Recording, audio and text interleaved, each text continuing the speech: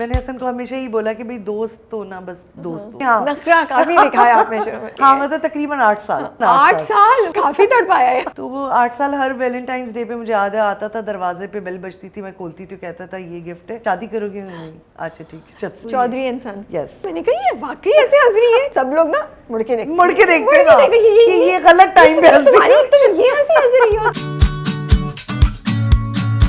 Hey guys, अस्सलाम वालेकुम, this is Rabia and you watching me on Fusha magazine. आज जो मेरी मेहमान है, बड़े अरसे से हमारी उनसे बातचीत चल रही थी, बंधे एक डोर के टाइम से। आई वांटेड कि वो आएँ और उनसे बातचीत हो, लेकिन कुछ उनकी कमिटमेंट्स थी, कुछ हमारी थी, तो नहीं हो सका।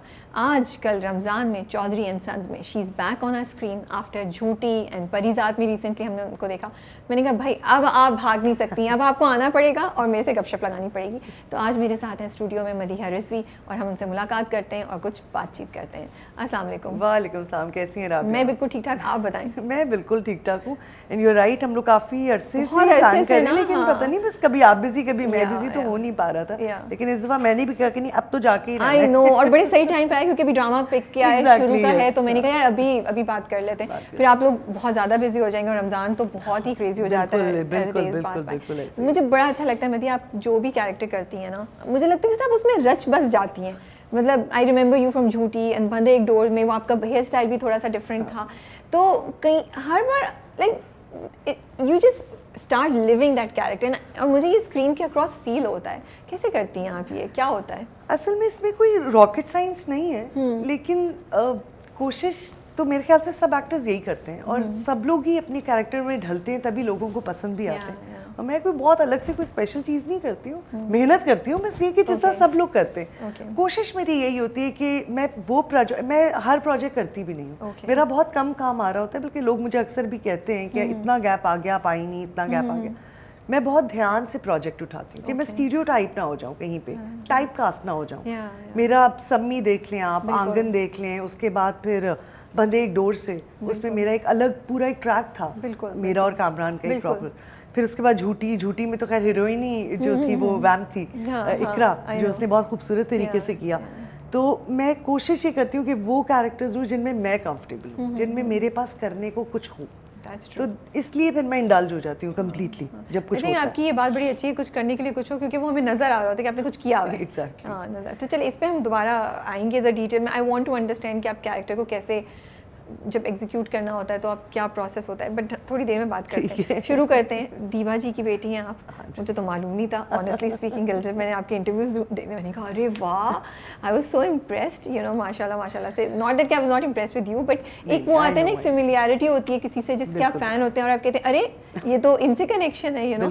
तो अपने बारे में बताएं, कहाँ से पढ़ा हुआ है, क्या किया हुआ है आपने? मेरी एक्चुअली स्टडीज सारी लाहौर से। मैं बेसिकली लाहौर से बिलोंग करती हूँ और I born in Saudi Arabia, तो बड़ा कुछ मिक्स कल्चर है मेरी लाइफ में। तो वहाँ पे स्टडीज़ की, गुलबर्ग कॉलेज से मैंने ग्रेजुएशन किया, उसके बाद फिर मैंने जॉब शुरू कर दी सोनी में। ग्रेजुएशन के बाद मैंने नहीं पढ़ा। तो पहले आप सऊदीया में पली बढ़ी? मैं सऊदीया में, हाँ, तकरीबन 5-6 साल तक मैं सऊदी अरब में रही। फिर हम लोग वापस आ गए क्योंकि मेरे जो फादर थे वो वहाँ किंग के पर्सनल डीओपी थे, तो वो एक बड़ी रॉयल जॉब पे थे। एग्जैक्टली, तो वो हम लोग फिर बड़ी मज़ेदार किस्म की एक लाइफ गुजार रहे थे वहाँ पे, और गवर्नमेंट की जॉब थी सारी। फिर आफ्टर 6-7 जब हम लोग 6-7 साल के हुए तो वहाँ पे स्टडीज़ का बस प्रॉब्लम था कि अच्छी स्टडीज़ नहीं थी, इंटरनेशनल लेवल की स्टडीज़ नहीं थी, then I have to come back. Okay, but parents वहीं थे या फादर? पेरेंट्स फिर वहीं थे। फिर वो हमें बाद में आके उन्होंने ज्वाइन किया, बिकॉज मेरा बड़ा भाई इत्सन में पढ़ा था, सो वो वहाँ पे हॉस्टल में था। मैं आ गई, मैं वहाँ पे लाइजियम में पढ़ना शुरू की। तो फिर आहिस्ता आहिस्ता अम्मी अब्बू ने कहा कि यार बच्चे उधर हैं तो हम यहाँ रह के क्या करना। सही बात। अच्छा, आपकी अम्मी ने तब तक काम छोड़ दिया था, गैप लिया। फिर अम्मी वापस आई, फिर अम्मी ने एज माँ के कैरेक्टर्स और वो सब शुरू किया। तो इस तरह फिर मुझे अचानक लगा कि मुझे टीवी पे काम करना चाहिए। नहीं, रुक जाए भी, आहिस्ता आहिस्ता पहुंचते वहाँ तक। अभी वहाँ पहुँचे नहीं है। इतना तेज ना भागे, अभी तो कहानी में ट्विस्ट है, मुझे जाननी है कहानी भी ना। तो लाहौर में जब आई तो फ़र्क था, सऊदीया से एडजस्ट करना आसान था आप लोगों के लिए? नहीं, क्योंकि हम लोग वहाँ पे वैसे हिल स्टेशन पे रहते थे, तो एक तो कल्चर का डेफिनेटली हर चीज़ का बहुत डिफरेंस था। फिर वहाँ बड़ा हम रॉयल एक लाइफ गुजार रहे थे, तो वापस पाकिस्तान आके तो ज़रा रियलिटी से जब हिट करते हैं। फिर आहिस्ता आहिस्ता थोड़ा सा टाइम लगा हमें, तो खैर हम छोटे ही थे, लेकिन मुझे याद है हम पंखे से डरते थे क्योंकि वहाँ पे हम हिल स्टेशन पे थे तो वो ठंडा रहता था 12 महीने मौसम, तो यहाँ हम पंखे से डरते थे कि ये क्या चीज़ है जो चल रही है। तो वो बड़ा डिफरेंस था। फिर ज़्यादा मुझे फील ये होता था कि इलेक्ट्रॉनिक्स और इन चीज़ों का बड़ा डिफरेंस था। उधर हमारे पास डेक ये वो सीडी यूज़ कर, यहाँ नहीं था एग्जैक्टली। तो हम कहते थे कहाँ आगे, फिर वो उस तरह की ड्रिंक्स और खाने पीने की मुश्किल हुआ था एग्जैक्टली। वो 4-5 साल बहुत टफ थे, लेकिन फिर जब बड़े हुए समझ आई, फिर लगा कि नहीं भाई पाकिस्तान बेस्ट है। और फिर आई थिंक जब दोस्तियां बन जाती हैं ना, फिर आपको पाकिस्तान का सही मजा आना शुरू हो जाता है। फिर जब गप्पे लग रही हैं, बाहर जा रहे हैं, लेट नाइट, और फिर आई थिंक जो स्कूल लाइफ और जो कॉलेज लाइफ आपकी होती है ना, वो आपको बड़ा कनेक्ट कर देती है आपकी शहर से वो जगह। तो अम्मी काम कर रही थी जब आप उनके स्टूडियोज पे जाती थी, सेट पे लोग आते थे, कुछ उसका सुनाए वो कैसा था? और हाउ वाज इट कि इतने बड़े बड़े लोग आपके घर विजिट कर रहे हैं, यू नो? असल में हमारे लिए वो कोई बहुत बड़ी बात इसलिए नहीं थी क्योंकि बचपन से देखा हुआ था, तो हमारे लिए बड़ी नॉर्मल सी चीज़ थी कि नाम ले कौन कौन आता था? हम सब आते थे। खैर मेरे से पहले ही वहीद साहब की तो डेथ हो गई थी उससे पहले, लेकिन मेरे बड़े भाई ने विटनेस किया हुआ उनको आना जाना उनके घर पे। और क्योंकि हम सारे नेबर्स एक ही नेबर्स में रहते थे, मोहम्मद अली, ज़ेबा आंटी, तो ये लोग तो अभी भी अगर हम जब लाहौर जाते हैं तो आई थिंक हर दूसरे दिन ज़ेबा आंटी के यहाँ डेफिनेटली बड़ा जेलस फील कर रही हूँ सीरियसली। मैं बहुत जेलस फील सीरियसली, मतलब कि मैं जब टीवी में आई थी तो मैं टीवी के लोगों को नहीं जानती थी, मैं वहाँ से ज़्यादा एग्जैक्टली। तो बाबरा शरीफ सबको अभी भी मैं लाहौर गई थी तो मिलके आई हूँ बाबरा आंटी से। और आप सबका निकाल दीजिएगा अपना, मैं बता रही हूँ आपको। और बस ये कि मोहम्मद अली साहब का आना जाना, उनका तो खैर अम्मी को बहन तो क्या महफिल जमती थी, गपशप लगती थी? बिल्कुल, गेम्स, कोई खाना और खाने पकते थे हमारे किचन में, सब खड़े होकर खाने भी पका रहे होते थे। कोई कहीं लूडो खेल रहा है, कोई कहीं ताश खेल रहा है, 8-10 लोग एक ही घर में इकट्ठा है। उस वक्त ये पार्टीज और ये चीजें होती थी। और बड़ा मजे का इंटरैक्टिव माहौल होता था ना, हर कोई अपने घर से एक एक डिश लेकर आ गया। अपने फोन पे नहीं लगा हुआ, ना, कोई सेल्फी नहीं लेके अपलोड कर रहा है। दुखती रग छेड़ी है सीरियसली। मतलब हर कोई अब से फोन पे है, लेकिन तब ये था कि गप्पे लग रही हैं, कोई लूडो खेल रहा है, कोई कोने में बैठे 2 लोग ताश खेल रहे हैं, कोई कुछ कर रहे हैं। तो जब आप ऐसे ग्रो अप करते हैं इतने बड़े स्टार्स के दरमियान रहते हुए, तो ये आपकी पर्सनैलिटी पे कैसे अफेक्ट करते हैं? क्या हाउ डज इट अफेक्ट या नहीं होता? डेफिनेटली आई थिंक अलग अलग तरीके से आपकी पर्सनालिटी पे हर बंदा कोई ना कोई इफेक्ट छोड़ के। फॉर एग्जांपल अगर मैं आपसे पूछूं तो अगर आप जैसे रीमा, मैं अभी उनकी बात कर ही रही थी, उनकी बहन मेरे साथ कॉलेज में पढ़ती थी, हम लोग कॉलेज मेट्स थे। मुझे याद है मैं उनके घर में जितनी दफ़ा भी गई हूँ, उनके यहाँ मैंने कोई फिल्म का बंदा नहीं देखा आते हुए। उनकी जो भी मीटिंग्स होती थी या वो स्टूडियो जाके करती थी, या एक ड्राइंग रूम था जिसका बाहर से ही रास्ता था, उनकी मीटिंग्स वहाँ होती थी। मैंने उनके घर में किसी फिल्म के बंदे को नहीं देखा, कोई ऐसा माहौल नहीं देखा। तो मुझे ये चीज़ बहुत अट्रैक्ट करती थी कि यार बड़ी बात है कि आपने अपने घर वालों को बिल्कुल साइड पे किया हुआ है। और फिर इसी तरह मैं नोटिस करती थी कि मेरे घर में भी यही होता है कि हमारे यहाँ कोई फिल्म का बंदा नहीं आता था। अम्मी वगैरह जाते थे, मीटिंग्स होती थी तो हमें अलाउ नहीं होता था कि ड्राइंग रूम में नहीं आना, हमारी मीटिंग चल रही है। तो ये फिर ये कि आप जब लोगों में देखते हैं ये चीज़ें, फिर रीमा की पर्सनालिटी मुझे बड़ी अच्छी लगती थी, उनके बात करने का तरीका, और जिस तरह वो ठहर ठहर के प्यार से बड़ी पोइट्री के अंदाज में बोलती हैं, तो वो मुझे शुरू से बड़ा मज़े का लगता था कि यार बड़ी मज़े की खातून है, बड़े मज़े का बोलती हैं। फिर मुझे शमीमारा आंटी, उनका बोलने का एक तरीका, फिर वो खैर एक अलग वो था। फिर सैयद नूर अंकल को मैं देखती थी, जिस तरह वो काम करते हैं और जिस तरह वो मूवीज़ के एक्टर्स को हैंडल करते हैं। मतलब हर बंदा उस वक्त आपकी लाइफ में कोई ना कोई इम्पैक्ट छोड़ के जाता ही जाता है। बट उस वक्त आपको हिट करता था कि आप इतने बड़े लोगों के साथ बैठी हुई हैं, या उस वक्त ये रियलाइजेशन नहीं, बिल्कुल भी नहीं। घर वाला माहौल था तो बिल्कुल भी नहीं था। अब समझ आता है कि यार वो लोग बहुत बड़े लोग थे। सही बात है। लेकिन आई एम श्योर आपने कॉन्शियसली अनकॉन्शियसली बहुत सी चीज़ें उनसे पिक की होंगी जब इतना आना जाना होता है। डेफिनेटली मुझे लगता है अब वो मेरे काम में आता है। और मेरे काम में जो आप कह रही थी ना उस वक्त वाली कि इंडल्ज आप कैसे होती है, तो मुझे लगता है वो सारी लाइफ जो आपकी गुजरी होती है, जो आपने देखा होता है। मैंने बहुत शूट्स देखी हैं, बहुत सारी शूट्स देखी। तो आप जाती थी अम्मी के साथ? बिल्कुल जाती थी मैं। आउटडोर्स पे तो मैं डेफिनेटली जाती थी। वो एक होता है ना एक बच्चा वो लेके जाती थी, आपको चिपक के जाती थी? मैं चिपक के जाती थी और मैं कहती थी मेरा टिकट करवाना है और मैं जाऊंगी। तो मैं एक अकलौती बेटी होने के मैंने बड़े होती थी, वो सब तो शूट कर रहे हैं, आप क्या करेंगी? सब मेरे हम लोग खेल रहे होते थे इकट्ठे, फिर सबके बच्चे आए होते थे। एक शूट मुझे याद है, उसमें संगीता आंटी जो थी वो डायरेक्टर थी, तो उनकी 3 बेटियां वो आई हुई थी, और जो डीओपी थे रियाज बुखारी, उनका बेटा आया हुआ था। तो सब बच्चे इकट्ठे थे। मतलब आप लोगों की पार्टी चल रही थी? पार्टी चल रही थी। गॉड हमने पूरे होटल में अजाब मचाया होता था। ये कि वो एक अलग टाइम, एक अलग लाइफ होती है। तो जब आप सेट्स पे जाती थी, वो जैसे फिल्मों में नहीं देखते कि वो लड़की गई है सेट पे और कोई है नहीं तो उसने दुपट्टा लिया और थोड़ा सा प्रिटेंड किया और कुछ के लिए आपने कुछ नहीं किया? नहीं, अम्मी की जूती आती है ठा करके। सीरियसली? मुझे तो इजाजत ही नहीं थी बिल्कुल भी कि मैं काम करूंगी। तो मैं लेकिन तो ऐसा कभी कोई टेम्पटेशन ख्वाब भी नहीं हुई, खुद से कभी कुछ छुप के करने की कोशिश नहीं की स्टेज हुआ, पे, शौक सेट तो पे? बचपन हाँ से तो कुछ था, किस्सा सुनाइए कभी- जब आपने कुछ किया हो। नहीं ऐसा वैसा नहीं, कमरों में करते थे हम, अच्छा। मम्मी का मेकअप और विगें और साड़ियां वाड़ियां बचपन में ये सब करती थी हाँ आप? हाँ बिल्कुल, कमरों तो में फुल किसकी- एक्टिंग की है हम किसकी लोगों नकल सबसे, किसकी एक्टिंग सबसे ज्यादा करती थी? कौन पसंद था? यार कोई गाना, कोई सीन? पाकिस्तानी तो ऑनेस्टली बताऊं कि इतना कम ही था, तब भी इंडिया का ही भूत सवार था, तो हम लोग उन्हीं को ही देख देख के किनको? बड़े हुए हैं। बहुत से लोग थे, अब से देखो माधुरी हैं। हाँ, आप घबरा की हुई है, खुल के बताएं नहीं, किसको नहीं, किसको किसकी copy एक्टिंग मैंने कर, किसी को कॉपी भी नहीं, नहीं किसकी किया। एक्टिंग करके अपना शौक निकालती थी? हाँ, मैं माधुरी, Okay. मुझे बहुत पसंद थी, मतलब मेरी बहुत फेवरेट्स में से है माधुरी और करिश्मा कपूर। और खैर मैं ट्विंकल खन्ना का तो मैं मजाक ही उड़ाती थी जिस तरह की वो एक्टिंग करती थी, तो मैंने उसको बहुत कॉपी किया, मतलब उसकी मिमिक्री बहुत की है मैंने ट्विंकल खन्ना की। अभी करके दिखाई? तो नहीं यार, नहीं यार ये बड़ा आप लोग ये ज्यादती करते हैं ना, आप लोग यार बताते बड़े हो गए, तब छोटे थे यार, एक्टर्स हैं आप लोग। हमें भी थोड़ा अब फन लोग करने कहने दें, से बच्ची बनने की हमें भी कोशिश फन करने दें। नहीं हम आपका टैलेंट देख रहे हैं। नहीं यार, वो खैर मैं अब उनकी रिस्पेक्ट करती हूँ, अब हमें समझ में आता है कि इतना बिल्कुल, आसान काम नहीं है, बिल्कुल, बहुत मुश्किल काम है। हम आपको लोग तो- लगता है कि कहीं ना कहीं माधुरी ने आपके कहीं किसी रोल में आपने माधुरी का टच थोड़ा सा डाला हो? लगता है आपको? बिल्कुल याद भी आता है? नहीं, इसलिए क्योंकि वो फिल्म कुछ अलग चीज होती है, टीवी बिल्कुल एक अलग मीडियम है, जमीन आसमान का फर्क है। मतलब मैंने अम्मी को कभी कॉपी करने की कोशिश नहीं की कि मैं कहूँ कि यार मेरी अम्मी को मैं, बिल्कुल भी नहीं, क्योंकि फिल्म बिल्कुल एक अलग मीडियम है। मुझे ये जब मैं टीवी पे आई थी तो सबसे पहली चीज़ जो मैंने देखी थी वो यही था कि यहाँ पे एक्टिंग बहुत, वो कहते हैं ना बॉर्डर लाइन पे होती है। जो ज़रा सा आपने कोई एक्सप्रेशन ज़्यादा दिया तो आप ओवर हो गए, कम दिया तो अंडर हो गए।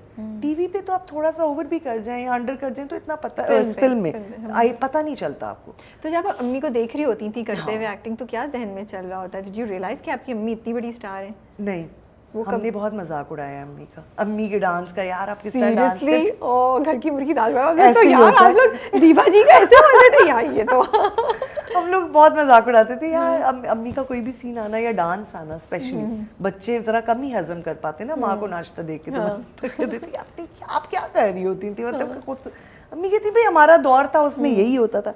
लेकिन वो सारी चीजें एक एज होती है, एक टाइम होता है जब तक आप वो उस टाइम में होते हैं। अब मैं अगर देखूं, अब अपनी बेटियों के बाद और इंडस्ट्री में 10 साल काम करने के बाद, तो अब मुझे लगता है कि यार अम्मी वाकई बहुत बड़ा नाम है यार, मतलब कि उन्होंने जो टाइम देखा है, जिस तरह के लोगों में वो रही हैं। फिर अम्मी की पहली फिल्म के प्रीमियर पे फातिमा जिन्ना आई थी, वो उनसे मिल चुकी हुई हैं। तो इतनी बड़ी एग्जैक्टली इतनी बड़ी बड़ी अचीवमेंट, मतलब हम तो सिर्फ फिल्म और ये चीज़ देख रहे होते हैं, लेकिन पीछे मैं जब अम्मी की वो पिक्चर देखती हूँ जिसमें वो फातिमा जिन्ना के साथ खड़ी हैं, ओह मुझे घूसबम्स हो जाते हैं कि ये एक बहुत बड़ी बात है, कोई छोटी बात नहीं है, बहुत बड़ी बात है। सही बात है, सही कह रही हैं आप। तो आपको कब रियलाइज़ हुआ कि नहीं मुझे एक्टिंग करनी है और मैं करना चाहती हूँ? कि घर में थोड़ी ऑब्जेक्शन थी आपके? राइट, बिल्कुल थी, क्योंकि हम लोग एक तो सैयद फैमिली से बिलोंग करते थे, एक तो वो एक टिपिकल। लेकिन आपकी अम्मी तो एक्ट्रेस थी, मुझे ये समझ नहीं आई बात। अम्मी एक्ट्रेस थी, लेकिन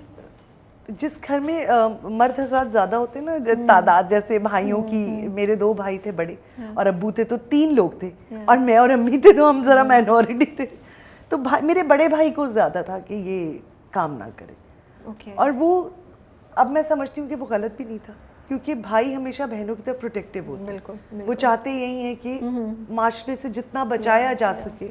लेकिन मुझे लगता है कि आजकल का दौर कुछ और हो गया, अब लड़कियों को जाने देना चाहिए, क्योंकि जो वो एग्जैक्टली जो वो खुद सीखेंगी वो कोई नहीं सिखा सकता उन्हें। आपको थोड़ा कंफर्ट लेवल उनको देख के कंफर्ट जोन दे दें आप उनको, बिल्कुल उन्हें जाने दें। मुझे लगता है बस सही और गलत की पहचान करवा दें, उसके बाद आप जाने दें, क्योंकि आप नहीं रोक सकते।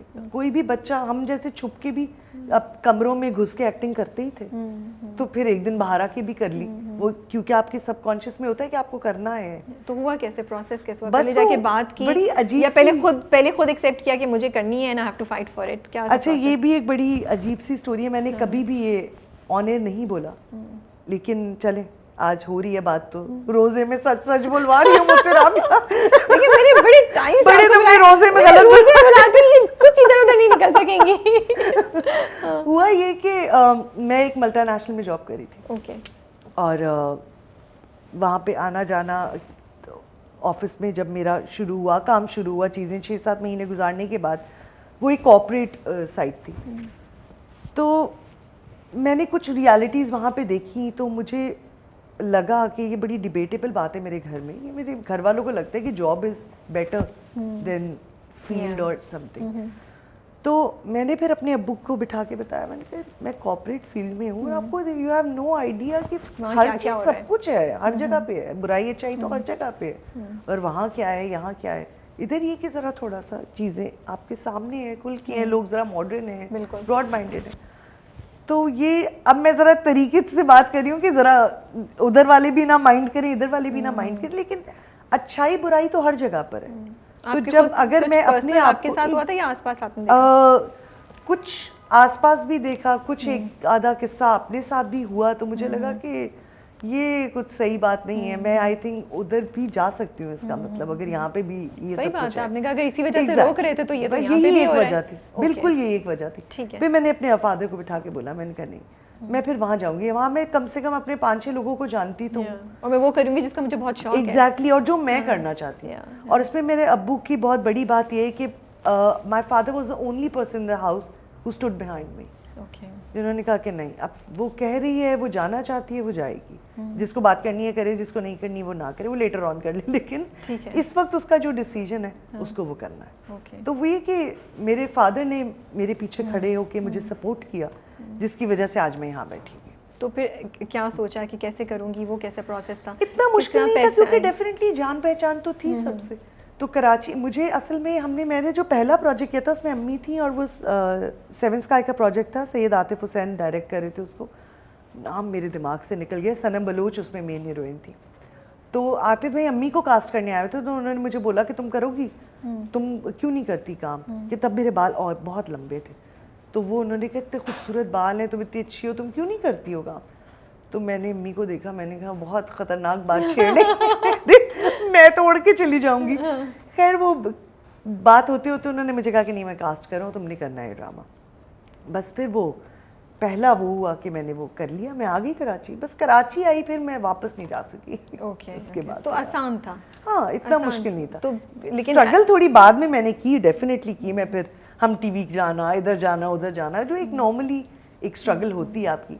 लेकिन मज़े की बात ये थी कि मैंने किसी को खुद नहीं बताया कि मेरी अम्मी कौन है। लेकिन जब आप पहला ड्रामे पे आई तभी से बात नहीं फैल गई थी कि ये दीवा की बेटी हैं? फैली नहीं थी, तब इस तरह फैलती नहीं थी बात, क्योंकि सोशल मीडिया नहीं था, कुछ ऐसा नहीं था। तो वो एक सर्टन लोगों में ही रहती थी चीज़ कि कौन किसका बच्चा है कौन नहीं। प्रोडक्शन हाउसेस तक या चैनल्स तक ये बातें नहीं जाती थी इतने आराम से। हाँ, क्योंकि अब तो खैर सोशल मीडिया ना, अब तो एक बात यूं बस निकलती है और फैल जाती है। उस वक्त नहीं था इतना ज़्यादा, और मैंने अपने मुंह से कभी बताया नहीं किसी को। तो वो फिर जब मैं इंटरव्यूज में कोई, वो भी 4-5 साल के बाद जब मैं मॉर्निंग शोज में आई अम्मी के साथ, तब जाके लोगों को पता चला कि अरे इंडस्ट्री का क्या रिएक्शन था। तब वो सब मुझे कहते थे तुमने क्यों नहीं बताया, तुमने बताया क्यों नहीं, तुम उनकी बेटी हो। मैंने कहा नहीं, मैं खुद वो स्ट्रगल करना चाहती थी और मैं अपनी पहचान बनाना चाहती थी। किसी का कोई रिएक्शन बताएं जो बहुत ही हैरान हुआ हमारी इंडस्ट्री में जब उनको पता चला? कि मेरे ख्याल से जिसको पता चला है सब भी बहुत हैरान हुए। अभी तक पता चलता है लोगों को। अभी भी आई थिंक हम अपने सेट पे जब मैं पहली दफ़ा सुहेल साहब के साथ शूट करी थी, तो नूर ने बताया उनको कि ये तानू पता है कौन है? उन्होंने कौन है? दीबा जी थी ये।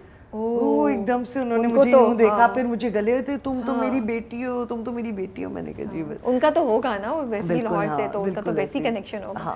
तो उनको लेकिन पता नहीं था उनको, पता ये था कि मैं काम कर रही हूँ, ये नहीं पता था कि मैं किसकी बेटी हूँ। तो अभी तक ये चलता ही रहता है। तो सबको आपको मजा आता होगा। अब देखना, वेट कर रही होती हूँ, इनको पता चलेगा मैं दीपा की बेटी, फिर इनका रिएक्शन आएगा। नहीं, एक होता नहीं इस तरह का। हाँ, जाहिर है होता है, पता भी होता है कि पता चल जाएगा, बिकॉज़ पता होता है कि अब आगे से इतनी रिस्पेक्ट, इतनी खुशी आएगी, कोई ना कोई डेफिनेटली बता देगा, हाथों हाथ लेंगे ये मुझे। बिल्कुल ऐसे ही। हाँ, और फिर अच्छा लगता है क्योंकि अम्मी की वो सारी स्ट्रगल, वो मेहनत, वो नाम, जब लोग इस तरह से रिएक्ट करते हैं तो मुझे वो अच्छा लगता है कि यार कितनी माशाल्लाह रिस्पेक्ट है अभी भी। वो थोड़ा स्ट्रेस था कि यार मुझे अम्मी की इज्जत रखनी है, मुझे अच्छा परफॉर्म करना है। बहुत ज़्यादा था, इसीलिए तो मैंने बताया नहीं था किसी को।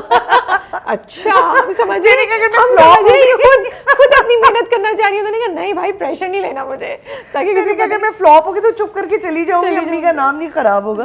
लेकिन ये कि दोनों चीजें थी, मुझे था कि लोग फिर आपको उस तरह जज करने लगते हैं, ये दीपा की बेटी है तो इसमें तो भरमार होगी एक्टिंग की, ऐसा नहीं होता, कई दफा नहीं होती और आप एक्सप्लोर करते हैं अपने अंदर से। तो वो ये क्या हर कोई बॉर्न एक्टर तो नहीं होता ना, अब हर कोई एक्सप्लोर भी करता है अपना। तो मुझे ये था जो देखेगा वो कहेगा दीपा की बेटी है, बस ये बहुत अच्छा रोती होगी। I just doesn't wanted to do that at all. मुझे ज़रा एक्सपेरिमेंट करने थे अपने कैरेक्टर्स के साथ। तो फिर ये बस आहिस्ता आहिस्ता फिर पता चली गया, अब तो खैर पता ही है, सबको पता है। तो पहले ड्रामे के बाद आपकी क्या एक्सपेक्टेशंस थी कि चीज़ें खुलेंगी नहीं खुली, जो अभी आप स्ट्रगल कर रही हैं? बहुत बुरा काम किया था मैंने पहले ड्रामे में। हाँ। तो मुझे लगता था क्यों कि आप क्यों कह रही हैं बुरा काम? इसलिए कि अब वो डेफिनेटली पहला ड्रामा था, अब देखती हूँ तो मैं सोचती हूँ यार मैं तो हिलाना, आँख हिलानी का नहीं पता था कि किस जगह पे हिलानी है किस जगह पे नहीं हिलानी। तो पहला आपका ऐसे ही होता है। तो फिर वो प्रोसेस कैसे हुआ, कैसे सीखा आपने? असल में मेरे साथ अच्छा ये हुआ कि मैंने शुरू के जितने प्रोजेक्ट्स किए उसमें मेरे साथ कास्ट बहुत बड़ी और स्टार कास्ट होती थी। ओके।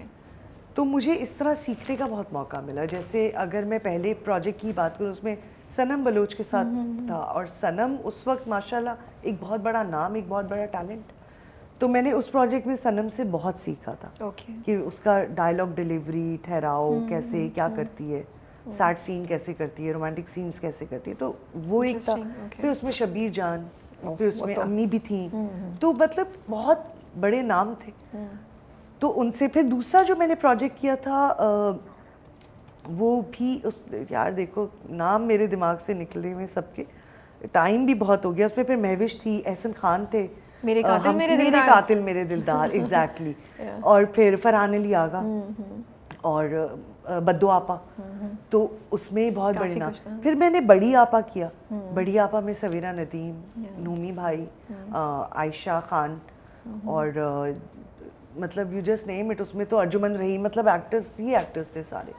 तो मेरे साथ हमेशा ये लग रही बिल्कुल कि मैंने अच्छी कास्ट के साथ काम किया। तो मैंने इन सब से बहुत सीखा है, बहुत और बहुत मेहनत की है। मतलब मेरा नहीं भी सीन होता था, मैं मॉनिटर पे बैठ के देख रही होती थी कि कौन क्या कर रहा है, कौन किस तरह बोल रहा है, कौन ये जो अगर एक डायलॉग है तो उसको किस तरह से कंसीव कर रहा है। तो एक डायलॉग भाई सही हो गए थे फिर नहीं I think it took 4-5 years। या फिर उसके बाद जब उन्होंने देखा कि यार नहीं तो बहुत रिस्पेक्टफुली काम कर रही है, कुछ गलत नहीं किया इसने, तो फिर सही हो गया। अब कुछ कहते हैं, अब दे फील प्राउड या कभी किसी ड्रामे पे कॉल करके बोला कि यार ये बड़ा? हाँ बिल्कुल, आई थिंक बंधे एक डोर से पे बिल्कुल बोला। और जब मैंने सम्मी किया था, सम्मी क्योंकि बहुत एक डिफरेंट चौधराइन का कैरेक्टर था, तो वो मैंने कभी नहीं किया था, तो उस पे बोला, बहुत तारीफ आई। बिल्कुल हाँ, उस पे मुझे लोगों की तरफ से भी बहुत अप्रिसिएशन आई। फिर आंगन के ऊपर, आंगन में मैंने यंग टू ओल्ड किया। मतलब ओल्ड मैंने फिर 60 साल की बूढ़ी औरत का कैरेक्टर किया जिसमें हिरा और मावरा मेरी बेटियां बनी हुई थी। तो वो एक बहुत डिफरेंट था, तो उसके लिए मुझे बहुत अप्रिसिएशन मिली। फिर अब ये चौधरी एंड सन्स पे तो खैर अम्मी क्या कहती हैं? अम्मी देखती? बिल्कुल अम्मी देखती हैं। अम्मी बहुत क्रिटिकली मेरा काम देखती है। बहुत कभी कोई फीडबैक बड़ी हाँ, मतलब अम्मी कह देती हैं कि नहीं मुझे नहीं अच्छा लगा, मुझे नहीं अच्छा लगा तुम्हारा यहाँ पे ये नहीं होना चाहिए था, इस एक्सप्रेशन को तुम और भी डीप कर सकती थी। तो वो अम्मी मेरी बहुत मतलब कई दफ़ा मैं कह देती हूँ यार अम्मी लोग नहीं इतना नोटिस करते। वो कहती नहीं तुम देखो, मैंने तो देखना है ना, लोगों को छोड़ दो, मैंने देखना है। तो वो उन्होंने मुझे बहुत सिखाया। उनसे क्या अगर मैं बोलूँ उनसे क्या 3 चीज़ें आपने सीखी हों एक्टिंग में या जनरली, तो आप क्या बताएंगी? मैंने अम्मी से पेशेंस बहुत सीखा है सबसे पहले तो एक्टिंग में, क्योंकि जब अम्मी फिल्म इंडस्ट्री में थी तो मैं देखती थी सारा दिन बैठे हुए एक सीन हो रहा है या 2 सीन हो रहे हैं, तो वो बड़ा ज़रूरी था उसमें पेशेंस रखना, ताकि आप उसी एनर्जी से सीन को भी करें। अगर आप पुट ऑफ हो जाएंगे या कोई भी हो जाएगा, आप सीन नहीं कर सकते उसके बाद। तो एक तो सबसे पहले मैंने पेशेंस सीखे थे। अभी भी अगर मैं सेट पे जाती हूँ, मुझे मेरा 10 बजे से रात 10 बजे तक का एक कॉल टाइम है, उसमें मेरे 1 सीन करें या 4 सीन करें, मैंने कभी नहीं कहा कि भाई मुझे भेज दो, जल्दी कर दो, 1 सीन के लिए बिठाया हुआ है 2 नहीं। मैं अपने टाइम पे आती हूँ, अपने टाइम पे जाती हूँ। मैं कहती हूँ मेरा डे है आपके पास, आप यूटिलाइज करें, करना है तो करें, नहीं करना मत करें। तो ये चीज़ मैंने अम्मी से सीखी। दूसरा, एक अम्मी ने मुझे बड़ी अच्छी बात बोली थी आज से कोई 15 साल पहले।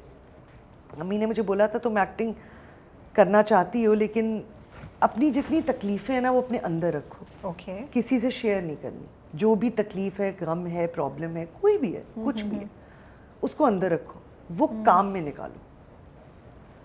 और वो इतनी बड़ी टिप थी मेरे लिए कि मैंने वो वाकई में किया। मैं बहुत कम शेयर करती हूँ अपनी फ्रेंड्स से भी या फैमिली से भी, इवन मैं अम्मी से भी शेयर नहीं करती।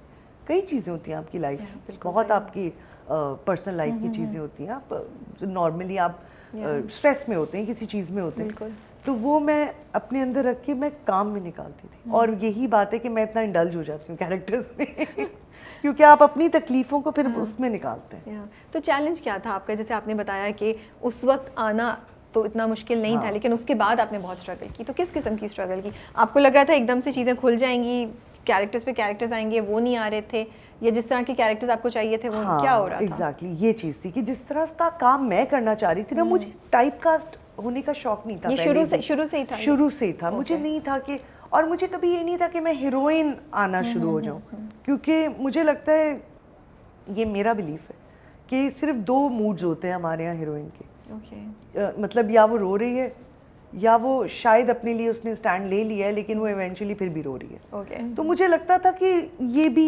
It's not working on. तो मुझे ये बड़ी बात है, हाँ, क्योंकि आप आई एम श्योर बिल्कुल स्टार्ट का करियर, यू नो यंग, और उसमें आप चूज कर रही हैं कि यार मुझे नहीं जाना। उस वक्त भी अगर आप मेरे कैरेक्टर्स देखें तो मैंने बहुत राजू रॉकेट किया मैंने, वो एक सोप था, लेकिन उसमें दानिश तैमूर और मैं और सुंबल थी, हम तीनों थे। तो वो मेरा इतना मज़ेदार कैरेक्टर था कि मुझे बड़ा उसमें फैसिनेट करता था कि मैं शूटिंग, तब मैंने वो पावर सूट्स पहने थे उस वक्त, तो वो किया। फिर उसके बाद मैंने टेलीफिल्म्स तो खैर बहुत सारी की। फिर मेरे मेहरबान किया एक प्रोजेक्ट जिसमें आयज़ा, मैं, नीलम और सनम चौधरी, हम चारों थे, और चारों हम टाइटल पे थे, और मैं और आयज़ा बहनें बनी हुई थी, उधर नीलम और सनम चौधरी बहनें बनी हुई थी। वो कैरेक्टर मेरा, मतलब मुझे लगता है कि अगर मुझे लोगों ने सीरियस लेना शुरू किया था तो वहाँ से लेना शुरू किया था। फारूक रिंद ने डायरेक्ट किया था, बहुत ज़बरदस्त। वो हम चारों ही हीरोइन थे उसमें, लेकिन मेरा बहुत सोबर कैरेक्टर था वो। तो मैंने तब भी बहुत सोबर कैरेक्टर चूज किया था कि मैं ये वाला करूँ। तो ये पर्सनालिटी ऐसी आपकी? मे बी, शायद, जो which reflects in your choices. बिल्कुल बिल्कुल। उस वक्त भी बल्कि मैंने एक प्रोजेक्ट किया था, मेरी माँ, जिसमें मैंने यंग टू ओल्ड किया था, और मतलब मैं यंग, बिल्कुल यंग थी, मेरी शादी भी नहीं हुई थी, और मैं इमरान अशरफ और हमाद फारूकी की माँ बनी थी।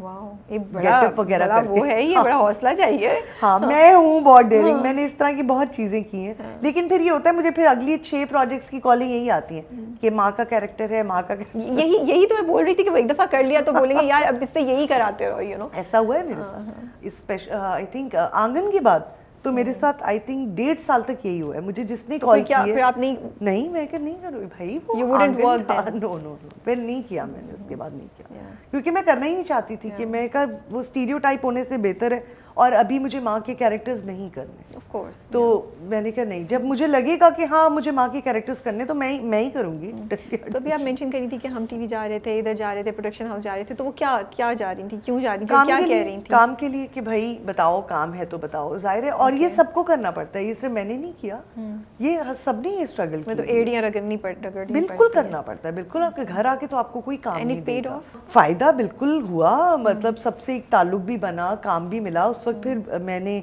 मुझे याद है दिले मुस्तर एक प्रोजेक्ट आया था, उसमें वो सनम का पहला प्रोजेक्ट था, सनम जंग का। अच्छा, उसमें मज़े की बात ये कि उसमें मेरे कैरेक्टर की जगह कोई और था, मैं नहीं थी उसमें। उसमें कोई और था, उस लड़की का कुछ सेट पे फड्डा हो गया, कोई पता नहीं क्या हुआ क्या नहीं हुआ। उन्होंने मुझे एक दिन पहले कॉल की कि हम कल से शूट पे, और वो हमने किसी और को कास्ट किया था, तो ये हो गया। तो मेरे ऑफिस जाने का ये फ़ायदा हुआ कि मुझे दिले मुझसे मिल गया था उस वक्त। मैंने कहा ओके फाइन, चलो ठीक है, लाओ यार। अच्छा, तो आने जाने का, मिलने का ये फ़ायदा होता था कि काम मिल रहा था और मिल जाता था। ओके। फादर से आप अपने काफ़ी क्लोज थी? हाँ, बहुत। How did he impact you? और उनकी डेथ की भी बात आप बता रही थी। हाँ, मुझे लगा कि उनके लॉस ने भी आपको काफ़ी बहुत एक्चुअली मेरे फादर की जब डेथ हुई थी तो वो कोई बीमार नहीं थे, कुछ भी नहीं था, और मैं उस वक्त दिल बंजारा मेरा प्रोजेक्ट था, उसकी शूट करी थी, तो मैं बीच में मेरा गैप आया और मैं बच्चों को लेके चली गई लाहौर। तो ऐसी बस एक दिन मैं सुबह अपने फ्रेंड्स के साथ नाश्ते पे जाना था, तो 10 बजे का मेरा उनका टाइम था, तो मुझे मेरी फ्रेंड की कॉल आई कि मैं तुम्हें पिक करने आ रही हूँ। तो मैं बाथरूम की तरफ गई हूँ क्योंकि मैं अम्मी अब्बू के साथ ही सोती थी, तो उनके वॉशरूम की तरफ गई तो लॉक था वॉशरूम। मैंने 15 मिनट 20 मिनट वेट किया, मैंने शोर मचाया कि यार मुझे जाना है अंदर, कौन है? तो वो मुझे अभी भी याद है कि मैंने कान यूँ करके लगाए दरवाजे को, तो अंदर पानी के कतरे टब में गिर रहे थे। एक अजीब सी पानी की वो टप वाली एक साउंड थी, तो वो मैंने वो सुनी ना, तो मुझे लगा कि नहीं गड़बड़ है, इतनी पिन ड्रॉप साइलेंस नहीं हो सकती बाथरूम के अंदर। खैर मैंने वो चाबी ढूंढी और चाबी से जब मैंने दरवाज़ा खोला तो मेरे अब्बू की डेथ हो चुकी हुई थी, उनको मेजर हार्ट अटैक हुआ था और वो एक साइड उनकी नीली भी हो गई थी चेहरे की। तो आई थिंक कोई आधा घंटा गुजर चुका था, हो चुका था सब कुछ। वो इतना सडन शॉक था मेरे लिए कि मैं अभी भी किसी बाथरूम का दरवाज़ा खोलती हूँ तो मुझे सबसे पहला वही चीज़ नज़र आती है कि सामने वो नहीं जा सकता। वो मेरे लिए बड़ा मुश्किल, मतलब पहले 2 साल तो बहुत मुश्किल था कि वो मुझे इतना ज़्यादा था कि मैं दरवाज़ा खोलते हुए डरती थी बाथरूम के। अब खैर ये चीज़ ठीक हो गई है, लेकिन वो अचानक था, इस वजह से मेरे लिए बहुत बड़ा शॉक था वो, बहुत बड़ा। मुझे डेथ का पूरा दिन याद ही नहीं है कि वो कैसे गुजरा, क्या हुआ क्या नहीं हुआ। लेकिन आई थिंक खैर मैं कोई अलग नहीं हूँ, जिन्होंने भी अपने किसी एक पेरेंट को खोया है उसको पता है कि मैं क्या कह रही हूँ। लेकिन बेटियां ज़रा बाप के क्लोज होती हैं। हाँ। और मेरी अब्बू से हमेशा से दोस्ती बहुत रही। जैसे मैंने आपको बताया कि अब्बू हमेशा मेरे पीछे खड़े हुए हैं, मुझे सपोर्ट किया अब्बू ने हमेशा। अब्बू वो वाले अब्बू नहीं थे कि नहीं ये नहीं करना, हम अब्बू को ही आके बताते। मतलब कॉलेज में अगर किसी लड़के ने नंबर दिया ना तो मैं अब्बू को बताती थी ये देखें आज मुझे नंबर मिला है। अब्बू कहते थे आपको जाके पढ़ो इसको।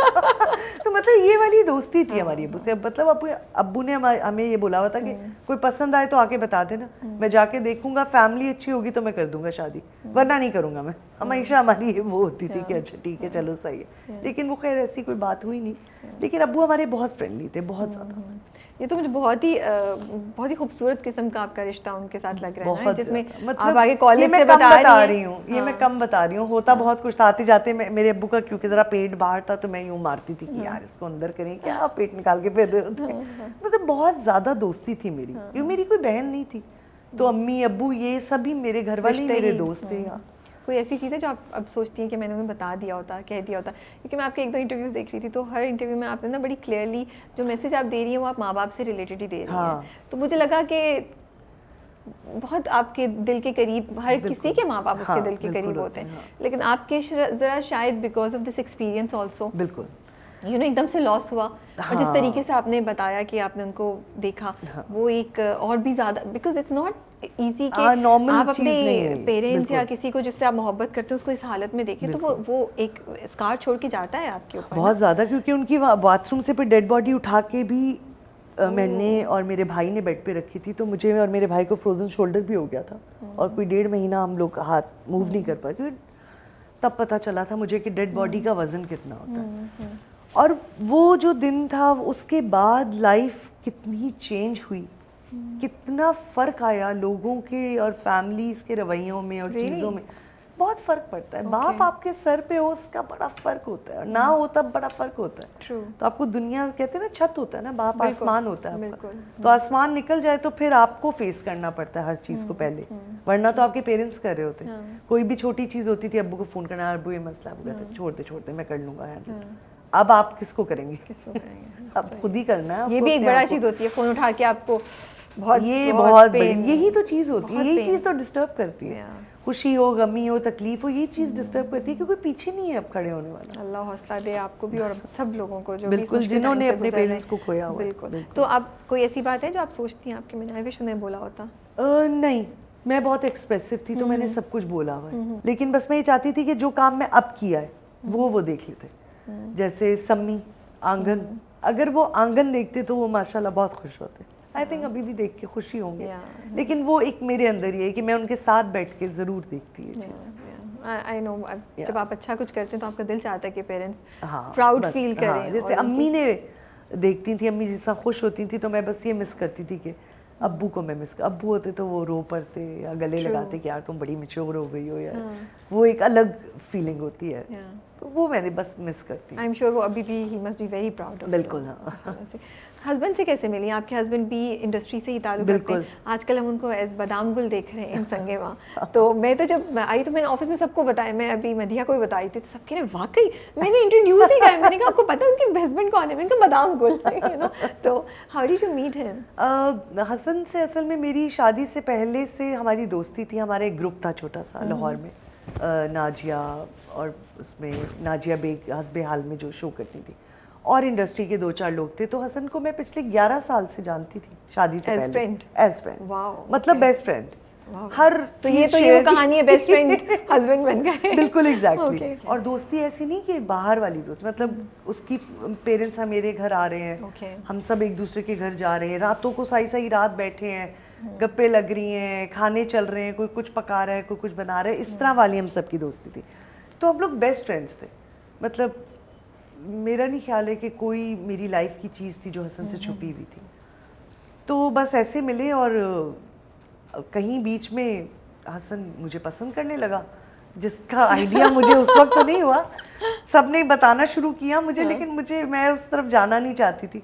मैंने हसन को हमेशा ही बोला कि भाई दोस्त हो ना, बस दोस्त हो, इससे ज्यादा गड़बड़ हो जाएगी। हाँ, नखरा काफी दिखाया आपने शुरू में। ओके। हाँ, मतलब तकरीबन 8 साल। ओह, तकरीबन 8 साल। वाह, काफी तड़ पाया है आपने तो बस वो मतलब 8 साल लगे रहे, गिव अप नहीं किया उन्होंने? नहीं, उसने एक ही चीज बोली थी, शादी करूंगा तो तुमसे ही, वरना नहीं करूंगा। अरे वाह। तो वो 8 साल हर वैलेंटाइंस डे पे मुझे याद है आता था, दरवाजे पे बेल बजती थी, मैं खोलती थी, कहता था ये गिफ्ट है, शादी करोगे? नहीं। अच्छा ठीक है, चल। So cute Madhiya. आप हर बार कैसे मना करती थी यार? दिल पे कुछ होता नहीं था? नहीं, क्योंकि मैं दोस्त समझती थी उसको। तो जिसको आप दोस्त समझ लेते ना, ये मैं बिल्कुल नहीं। एक बड़ा अजीब सी एक बात है हमारे यहाँ सोसाइटी का क्राइटेरिया कि लड़का कभी दोस्त नहीं हो सकता। तो मैं इस बात को नहीं मानती बिल्कुल भी, क्योंकि मेरे दिमाग में हसन था ही दोस्त। और मैं कहती थी ये मैं नहीं कर सकती भाई, मैंने तुम्हें हमेशा दोस्त समझा, तो मैं तुम्हें उस तरह से नहीं देख सकती, प्लीज। तो वो बहुत टफ था मेरे लिए डिसीजन। तो फिर कैसे हुआ और कब आया जब आपने सोचा कि हाँ यार? वो बस एक लाइफ में एक मोड़ ऐसा आया जिसपे मैंने सोचा कि यार यही सामने आ रहा है बार-बार इसी से करने। इसको तो थोड़ा अच्छे तरीके से बोल बेचारे 8 साल तक वैलेंटाइंस में रिजेक्शन बर्दाश्त करते थे, फिर आपने कहा अच्छा और कोई नहीं मिल रहा तो इसी से ये तो अच्छे से। ऑनेस्टली यही सोचा, उसको भी पता है और मुझको भी पता है और सबको भी पता है कि मैंने कहा यार पता नहीं शायद यही सही होगा, क्योंकि कई दफा होता है बार बार कोई सामने आपके आ रहा होता है लेकिन आपको नहीं पहचान हो रही होती, तो वो आप इधर उधर देख रहे होते ना बिना वजह। देख रही थी आप इधर उधर? सभी देखते हैं जाहिर है। तो वो एक छोटा सा धोखा मिला, जरा दिल विल टूटा, तो मैंने कहा नहीं भाई बस शादी करो और जान छुड़वाओ और सेटल होके बैठो, हमारे बस का रोग नहीं है ये प्यार मोहब्बत। बस फिर शादी कर ली हसन से मैंने बल्कि खुद ही पूछा हसन को कि शादी करोगे मुझसे? वाह, तो हसन को तो शॉक लग गया होगा। हसन को तो शॉक लग गया। उसको पता था, उसने मुझे कहा था तुम आओगी मेरे पास क्योंकि कोई सिंसियरिटी तुम्हें इस दुनिया में नहीं मिलनी जब तुम जिस तलाश में निकली हुई हो, लेकिन मिलती भी है। कई दफा आपकी किस्मत होती है, दो लोग नहीं साथ चल पाते। कोई नहीं, आप लोगों का लिखा हुआ था, ये जोड़ा आसमान पे बना हुआ था, ये जोड़ी बनी हुई थी, तो बस ये था। तो बस वो हो गया। फिर वन फाइन मॉर्निंग मैंने उसे फोन किया कि चलो भाई लेट्स गेट मैरिड और बस शादी कर लो, मेरा पता नहीं है। हाँ, सही बात है। वो तो निकाह के वक्त भी डरा हुआ था कि बस साइन हो जाए और साइन होके आ जाए, ये भाग ना गई हो। और मैंने निकाह के टाइम पे मुझे याद है मैंने अपने दोस्तों को बोला था आप प्लीज सीढ़ी लगा दो, मैं भागना चाह रही हूँ, मैंने कुछ गलत फैसला कर लिया। और मुझे याद है जब मैं ये बात करी थी हसन कमरे में आया, मैंने कहा क्योंकि निकाह मेरे घर में हुआ था, तो मैंने कहा तुम यहाँ क्या कर रहे हो? कहते हैं मैं वॉशरूम में। तो मैंने कहा और कोई वॉशरूम नहीं है घर में, तो मेरे कमरे में ही आ गए हो सीधा। मैंने कहा लेके जाओ यार इसको। वहां से तो मैंने भागना था सीढ़ी लगा के। मैंने लिटरली, मेरी फ्रेंड है नाजिया, उसको बोला था कि खुदा के लिए सीढ़ी लगा दो, मुझसे कुछ गलत हो गया, मैं नहीं शादी वादी कर सकती इस वक्त, लेकिन बस वो किस्मत थी, होना था, हो गई। फिर माशाल्लाह अब तो माशाल्लाह you guys are happy. Exactly, दो बेटियां हैं माशाल्लाह। हाँ जी। अब तो आप दोनों इंडस्ट्री से बिलोंग करते हैं, राइट? तो does it make it easy कि अगर स्पाउस आपके जो हैं या हो वो इंडस्ट्री से सेम फील्ड से हो, या चैलेंजिंग हो जाता है अंडरस्टैंडिंग, क्योंकि मुश्किलात एक जैसी होती हैं तो वो आपकी मुश्किलात को समझ सकते हैं? क्या लगता है आपको? नहीं, मुझे प्रेशर बहुत ज़्यादा होता है? नहीं, कुछ भी नहीं। बल्कि मुझे तो बड़ा आसान लगा क्योंकि उसको पता ही था इस फील्ड का। फिर वो हर बंदे को जानता था जिसके साथ मैं काम कर रही थी। फिर वो मुझको जानता था कि ये किस किस्म की औरत है, इसको पता है कि कैसे हैंडल करना है। तो मुझे बिल्कुल भी कोई प्रॉब्लम नहीं है, हमारे बीच में कभी कोई जेलसी फैक्टर नहीं आया कि उसको ज़्यादा काम मिल रहा है या मुझको कम मिल रहा है। बल्कि हमने काफ़ी प्रोजेक्ट्स इकट्ठे भी किए हैं और मुझे लगता है मेरे लिए बहुत इजी रही है चीज़ कि वो भी फील्ड में और मैं भी फील्ड में, क्योंकि वो तो और भी चोजी काम करता है ना। वो तो आमिर खान है हमारा, क्योंकि उसका साल में एक प्रोजेक्ट आता है। तो वो जैसे अभी संगे मरमर आया, अब अगले साल देखिए कौन सा आता है, तो वो और भी चोजी काम करता है। लेकिन आपको लगता है जनरली स्पीकिंग कि अगर ये अभी दोनों एक ही फील्ड से बिलोंग करते हो, स्पेशली एंटरटेनमेंट इंडस्ट्री से, तो ये क्या आसान कर देता है ज़िंदगी को या मुश्किल कर देता है? क्योंकि हम आसपास देखते हैं तो बहुत से स्पेशली यंग कपल्स जो हैं वो नहीं कर पा रहे हैं, बहुत जल्दी हम देखते हैं कि सेपरेशन हो जाती है या डाइवोर्स हो जाती है। हाँ। तो आपको क्या लगता है कि क्यों होता है ऐसा? अच्छा, मुझे ऐसा लगता है कि फील्ड में एक साथ काम करने की वजह मुश्किल है। अगर आपको पता है कि ये लड़की फील्ड से और मैं भी फील्ड से और आपने शादी की है, तो आई थिंक वजहें कुछ और ही बनती हैं बीच में। मुझे नहीं लगता कि ये वजह बन सकती। हाँ, ये हो सकता है कि आप पहले से ये बोल दें कि भाई काम नहीं करना, और तब भी आप काम कर रहे हो, तो फिर तो दैट इज डिफिकल्ट। मेरे और हसन के बीच में ऐसा कभी भी कुछ भी नहीं था। उसने मुझे बोला भाई तुम काम करो, तुमने नाम इतनी मुश्किल से अपना बनाया, मेहनत की है इतनी, उसको ख़राब नहीं करो, करो बिल्कुल अच्छा काम जो भी आए करो। और मेरा तो खैर उसको यही था कि हाँ तुम भी करो भाई। मुझे भी ये, मैंने कोई प्रेशर नहीं था कि तुम भी मत करो या मैं भी ना करूं तो हम छोड़ ही दें फील्ड, ऐसा कुछ भी नहीं था। तो दोनों ही कर रहे थे, हम लोग एक जगह पे थे। और जहाँ तक बात रही यंग कपल्स हमारे यहाँ सेपरेशन की या डिवोर्स की, वो हर जगह हो रही है क्योंकि शोबिज़ का नजर आ जाता है, मशहूर हो जाता है। आम लाइफ में जितनी ज्यादा हो रही है उतना कोई सोच भी नहीं सकता। आसपास बहुत एग्जैक्टली हमारे यहाँ तो फिर भी बहुत से ऐसे कपल्स हैं जिनकी मिसाल है कि अभी तक माशाल्लाह दे आर गोइंग स्ट्रॉन्ग और अल्लाह ताला सबको स्ट्रॉन्ग रखे। बिल्कुल। तो एक हादसा है और ये इसको नॉर्मल भी होना चाहिए। बिल्कुल, अगर नहीं बन पा रही है डिवोर्स को नॉर्मल होना चाहिए। अगर नहीं बन पा रही है तो बिल्कुल एक हेल्दी बात है। आपने एक दूसरे के लिए अच्छी चीज सोची है। मतलब ये तो नहीं हो सकता कि आप ना खुश हो के पूरी जिंदगी साथ गुजार दें। सिर्फ कंसर्न ये होता है कि अगर बहुत ज़्यादा एकदम से आपको इंसिडेंसेस नज़र आए तो फिर आप सोचते हैं क्या एज अ सोसाइटी हम कुछ कर रहे हैं जो हमें नहीं करना चाहिए। एज पर्सन्स हम कुछ बात बोलूं राबिया, बड़ी तल्ख बात है, लेकिन ये सच बात ये है कि ये अब की चीज़ नहीं है।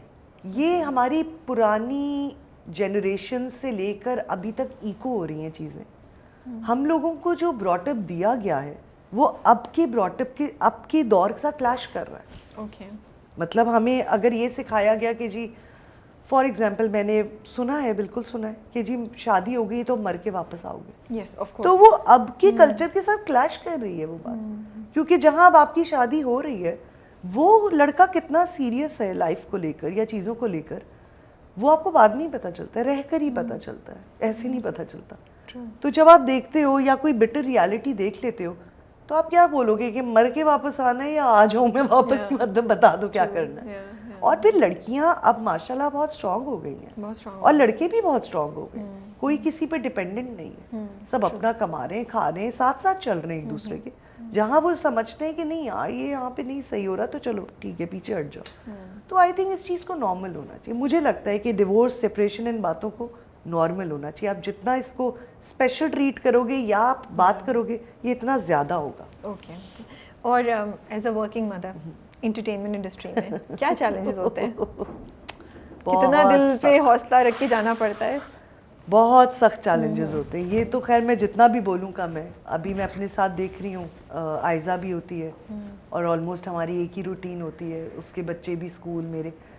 तो मैं वही बात कर रही होती हूँ कि यार हम जो रेगुलर एक सेट पे होते हैं तो हम अपने डायरेक्टर वजाहत को मजाक से बोल रहे होते हैं कि यहाँ पे एक किंडरगार्टन बना दो, एक टॉय एरिया बना दो, हम अपने बच्चे बुला के यहीं रख लेते हैं जब हमने सारा दिन सेट पे रहना है। तो वो मुश्किल होता है डेफिनेटली। मैं फिर क्या करती हूँ, मेरे बच्चे स्कूल के बाद मेरे पास आते हैं, 15-20 मिनट मेरे पास गुजारते हैं। हाँ, फिर सबको मिलते हैं, एक ज़रा हंसी मजाक किया, फिर चले गए। फिर मैं जब रात को जाती हूँ फिर थोड़ा सा उनके साथ बैठती हूँ क्योंकि फिर उनका स्कूल का टाइम होता है, वो जल्दी से हो जाते हैं। लेकिन एक गिल्ट रहता है, यू नो, मॉमी गिल्ट जो होता है वो अंदर रहता है कि शायद मैं सही तरबियत नहीं कर पा रही या आई एम नॉट होम 24/7, तो मैं शायद बच्चों के साथ नहीं हूँ। लेकिन फिर मुझे लगता है कि वो एक गिल्ट ही होता है, वो आपको लगता है इट्स अ मिथ, आप करते हो बच्चों तो के मुझे लिए। लगता है बच्चों की जिंदगियां भी बहुत बिजी नहीं हो गई हैं with so much going on I कि know, yeah. वो भी हाँ, बिजी लेकिन रहते बट हैं। Still they look up to their Of parents course, और बाय अभी द तो एंड ऑफ द डे। कितनी बड़ी बेटियां हैं आपकी? बेटियां मेरी सबसे बड़ी जो है वो 7 साल की है, उससे छोटी 6 साल की बहुत है। बात होंगी दोनों। मैंने उनका एक शो देखा था निदा यास्र, I was like यार ये इतनी छोटी है जो इतनी बातें गप्पू माशाल्लाह माशाल्लाह हाँ, दोनों की। वो शो में अक्सर मैं बड़े मजाक से लोगों को कहती हूँ कि मैं मुफ्त में वो मुफ्त के पैसे मिले मुझे, मैं बोली ही नहीं उस शो में कुछ भी कि ये लोग ही That's true. बोलते हैं।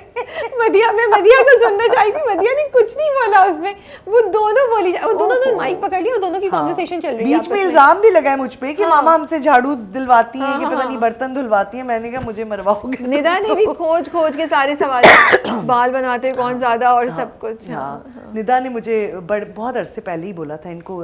दानिश की बेटे की बर्थडे पे मेरी बेटियां भी गई नहीं थी, उसके भी बालाज भी आया हुआ था, तो वो निदा ने वहाँ देखा। निदा ने कहा ये तो मैं तो इनको शो में बुला रही हूँ हर हाल में, तुमने लेकर आना है। मुझे तो पता था क्या होने वाला है उस शो में, इनको पता चल गया फिर। लेकिन मेरी बेटियां वाकई बहुत फ्रेंडली है, सेट पे भी आती हैं तो वो छोटी वाली माशाल्लाह मज़ीबी भी बहुत है और माशाल्लाह डांस भी बहुत अच्छा करती है। उसमें 2 एक्सट्रीम की चीज़ें, वो तहज्जुद भी पढ़ती है जो 6 साल की बच्ची है, वो अम्मी के साथ तहज्जुद भी पढ़ती है, नमाज पढ़ती है, वो पूरा उसका स्कार्फ का सेट पड़ा है वो पहन के आ जाती है। हालांकि नीचे स्कर्ट पहनी होगी उसने, लेकिन ऊपर स्कार्फ पहन के भी छोटी है। हाँ, लेकिन मैं कहती हूँ ठीक है, इस तरह करेगी तो सबकॉन्शियस में इसको ये भी होगा। लेकिन वो डांस भी बहुत अच्छा करती है और वो हिप हॉप की मास्टर है। अच्छा, मतलब बेहतरीन डांस करती है और सेट पे आके सबको दिखाती है। इमरान को तो डूडू डाडा बोलती हैं वो, इमरान अशरफ को उसका नाम उन्होंने डूडू डाडा रखा, तो वो कहती हैं डूडू डाडा को डांस दिखाया। फिर उसको फिर लास्ट टाइम आई तो आयजा की बेटी है जो हुरैन के साथ मैं ढूंढ रही कि हुरिया किधर है, तो मैं आयजा के रूम में गई तो वो एकदम से मैंने देखा वो वीडियो कॉल पे हीरोइन से बातें कर रही है और दोनों ऐसे बातें कर रही हैं जैसे कोई बहुत पुरानी बेस्ट फ्रेंड्स है। लेकिन मैं कहती हूँ माशाल्लाह अच्छी बात है, आजकल के बच्चों में बहुत कॉन्फिडेंस है जो होना भी चाहिए। हम में नहीं था इतना, हम तो डरे ही रहते थे, लेकिन अभी अच्छा है। आप अब एक्टिंग भी करी, उससे पहले भी आपने कॉर्पोरेट जॉब भी की हुई है।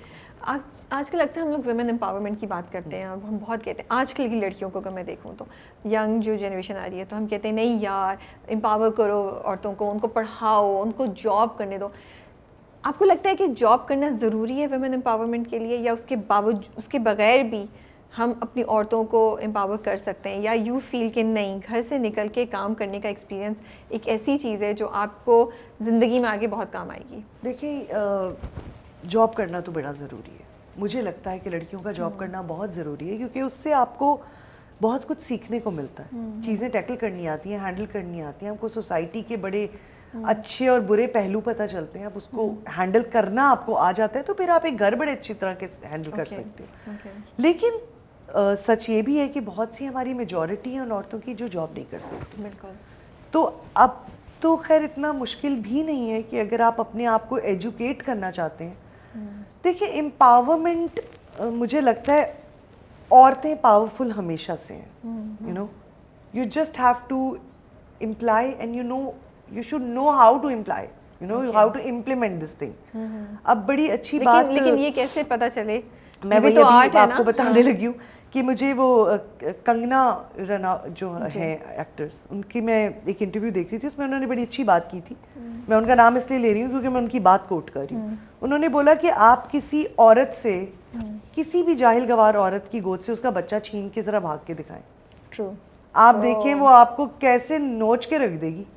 तो पावरफुल है ना औरत, तो उसको पता नहीं है कि मैंने किस वक्त कहाँ पे दिखानी है, उसके लिए एजुकेट करना ज़रूरी है। मुझे लगता है औरतें पावरफुल हैं, बाय बर्थ हैं, औरत में बहुत ताकत है और अल्लाह ताला ने जितनी औरत को जैसे मल्टीटास्किंग जिस तरह औरत कर लेती है, मुझे कम लगता है कि मर्द कर पाते।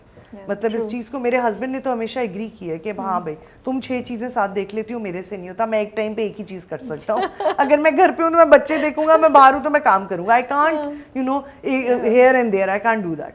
तो वो अब मैं करती हूँ, मैं शूट से घर की चीज़ें भी हैंडल कर रही होती हूँ। अच्छा ये ख़त्म हो गया, अच्छा मैं भी ऑनलाइन ऑर्डर कर रही हूँ, पहुँच जाएगा, वो पहुँच जाता है। तो मैं काफ़ी चीज़ें देख रही होती हूँ साथ साथ। तो मुझे लगता है औरतों को अपने आप को एजुकेट करने की बहुत ज़रूरत है कि अपनी पावर को कहाँ और कैसे यूज़ करना है, जिसके लिए अब तो खैर हमारे पास बहुत सी चीज़ें हैं, इंटरनेट है, सबसे बड़ी चीज़ हमारे फोन, ये अब तो फेसबुक information इंस्टाग्राम के अलावा भी बहुत कुछ है इस दुनिया YouTube पे में। जाके अच्छा से सर्च करें तो प्लीज हमारी यंग जनरेशन, प्लीज मैं कहना चाहती हूँ, हर आजकल हर प्लेटफॉर्म पे कहती भी हूँ कि आप लोग प्लीज कुछ और भी देखें, गूगल पे सर्च करें चीज़ें, आर्टिकल, बुक्स, चीज़ें पढ़ें।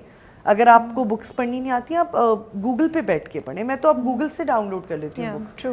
लेकिन लाइफ और भी है ये इंस्टा, इन चीज़ों के अलावा। इंडस्ट्री में जो रोल्स लिखे जा रहे हैं आजकल और स्पेशली सपोर्टिंग रोल्स जो होते हैं, आप नहीं में सर हिला रही थी नहीं हाँ, मैं मतलब यूँ are you happy with those kind of roles, या बहुत मुश्किल होता है आपको रोल्स आजकल चूज करना, फ्रस्ट्रेशन होती है कि नहीं, ऐसा कुछ भी नहीं है। मैं हैप्पी बिल्कुल होती हूँ, लेकिन बस मैं ये देखती हूँ कि कुछ करने को, आपके हाउस होल्ड आइटम बना के ना रखने से प्रोजेक्ट के अंदर कि आप सोफा है तो बस ये आप है, ये नहीं हो सकता।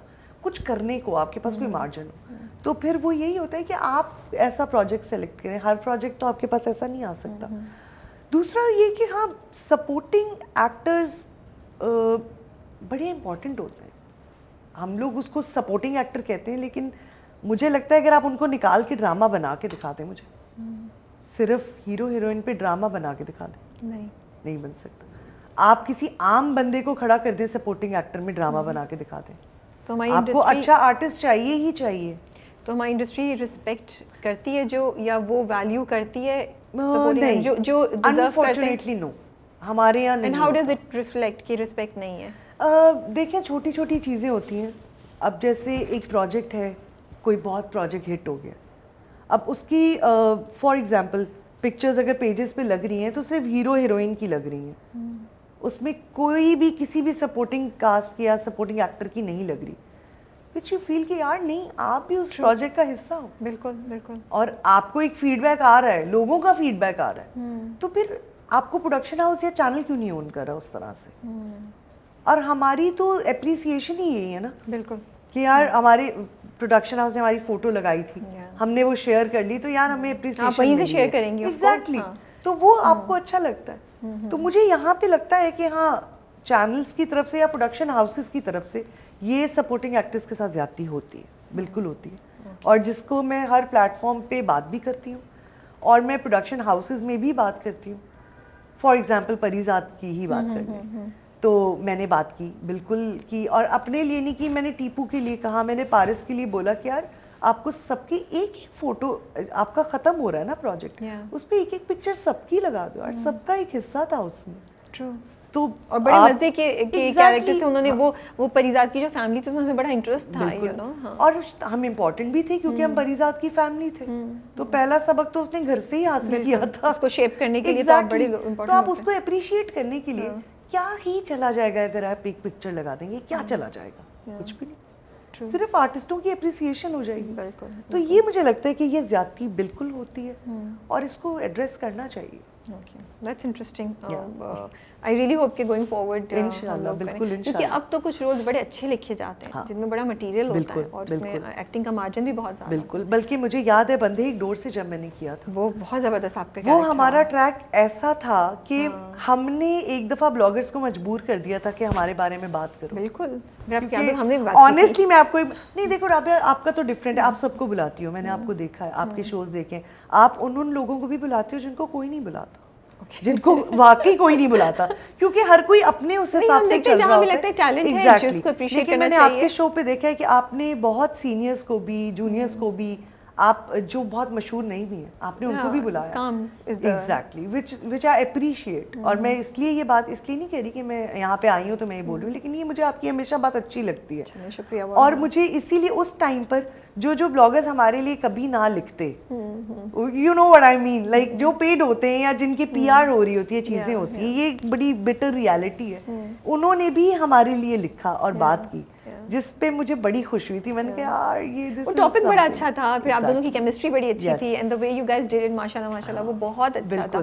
और वो साइड का ट्रैक था, बट वो उसने अटेंशन ली। तो वही बात होती है कि अगर अच्छा आइडिया हो, उसको अच्छी तरह एग्जीक्यूट करें, डायरेक्ट करें, तो उसमें मुझे याद है हमने बहुत मेहनत की थी, और बहुत था। कुछ सीन्स हमारे अभी भी ऐसे हैं कि जो मैं कामरान भाई के और अपने वो सीन्स देखती हूँ कि मुझे वो बहुत खूबसूरत लगते हैं, बड़े वेरी वेरी ब्यूटीफुली डन। मतलब अली फैजान आंचन जो डायरेक्टर हैं, उनकी बहुत सपोर्ट थी, इतनी खूबसूरती से उन्होंने कहा आप पूरा टाइम ले, मुझे कोई मसला नहीं, आप जितना टाइम लेते हैं। और वो हमने बहुत ठहराव के साथ सीन्स किए थे जो बड़े खूबसूरत हुए थे। सही बात वो है। बड़ा करीब है वो प्रोजेक्ट मेरे दिल के, बहुत करीब है। आपने एक जगह बोला बॉडी शेमिंग के बारे में कि मुझे कोई फ़र्क नहीं पड़ता लोग क्या बोले, मैं जैसी हूँ वैसी रहूँगी। और तो मुझे बड़ी इंटरेस्टिंग ये आपकी स्टेटमेंट लगी, which is something that I think you should be extremely proud of. और आप जैसे लोग ही ये सामने लानी चाहिए बात, ताकि एक कॉन्फिडेंस आना चाहिए। It's about being healthy, you know, it's not about जिसके आप पतले लगें या वो हों।